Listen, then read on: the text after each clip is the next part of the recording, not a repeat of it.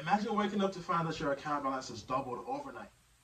Now imagine waking up the next day to find that half of the money is gone. Welcome to the world of stock market, where fortunes are made or lost within a second. The question is, are you going to take the risk? One can invest in the vast majority of stocks, but when they're faced with the ultimatum between mutual and exchange traded funds, which one are you going to choose? I have researched across multiple financial sources to bring you the accurate and simplified information on mutual and ETFs so you can make the most confident and informed investment choice. In this presentation, I will discuss and examine ETFs and mutual funds, how they work, their differences and advantages, and how they might fit into your financial or investment strategy. To kickstart my presentation, first I'll lay down the general knowledge about the stock market. And if you don't know anything about it, better pick up your notes and your pencils and write these pointers down because they're going to help you with your investment journey. Let's talk about the mechanism of stock market.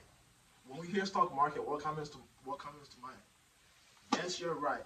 Stock market is a financial marketplace where shares are bought and sold from companies. You see, when you buy a share, you become an investor. You become part of the company. Stock markets provide you with the easy, transparent access to investment assets, and they help professional investors determine the fair prices for public companies. To have a kind of transaction, you need to have a medium that, in this case, is called stock exchanges. Stock exchanges are platforms where stocks are traded. You might have heard of the New York Stock Exchange and NASDAQ. These are two major stock exchanges in the United States. How are these funds traded? Let's talk about the buying and selling of these stocks. To buy and sell stocks, the first thing to do is usually to place your order through a brokerage firm like the New York Stock Exchange or NASDAQ, which are like, these are like two major investment platforms. Market indexes. These are like trading tools used to measure and track the performance of a specific group of stocks, bonds, or like other investment assets. Market indexes like the S&P 500, the Dow Jones, the Dow Jones Industrial Average, Russell 2000, and NASDAQ are a few examples of market indexes that monitor the market trends in the market. Now that we have covered the basics of stock market, let's dive into the difference between mutual funds and ETFs. Before that, can we even differentiate between these two? Now let's just define what mutual funds and ETFs are. Mutual funds are like a collection of securities, such as stocks and bonds, in one basket, which is managed by one manager. Investors who buy in these get partial ownership of the fund's assets. Exchange-traded funds is similar to mutual fund, except with ETFs, it is a variety of assets such as bonds, stocks, or commodities that are grouped together based on like specific objectives. Now let's talk about the differences.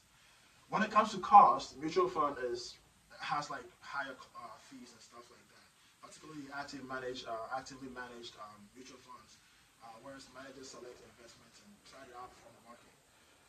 ETFs are are passively managed. They track specific indexes such as the S&P 500 because these often have like lower expense ratios compared to mutual funds. How are these two traded? With mutual funds, they are traded once per day after the market closes. There's like this calculator. Sorry, my battery's running low. There's a calculator called the NAV, the net asset value, which calculates all that. Whereas like with exchange traded funds, they're like stocks. They trade like stocks, meaning like you can buy and sell ETF shares throughout the trading day and at market prices. These allow like ETF investors to react more quickly to like market changes and stuff like that. Let's talk about the management styles. Fund managers make decisions about how to invest the money. The fund manager actively buys and sells, investments in the effort to achieve specific goals like maximizing returns and minimizing risks. With ETFs, they're like passively managed, which means like they aim to replicate the performance of a specific market index or like a sector index. rather than relying on a manager to make frequent buying and selling decisions. Now that we know some of the differences between mutual and ETFs, let's talk about some advantages these two investors yield. So the benefits of mutual funds and ETFs. After learning about the features, like, do you know what you want yet? If we don't, let's talk about the benefits of ETFs first. ETFs can give investors exposure to many stocks from a particular industry, investment category, country, or a broad market index. It can provide exposure to assets like bonds, currencies, and commodities and stuff like that.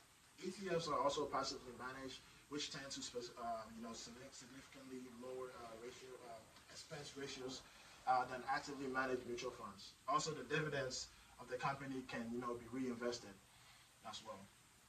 Let's talk about the benefits of mutual funds.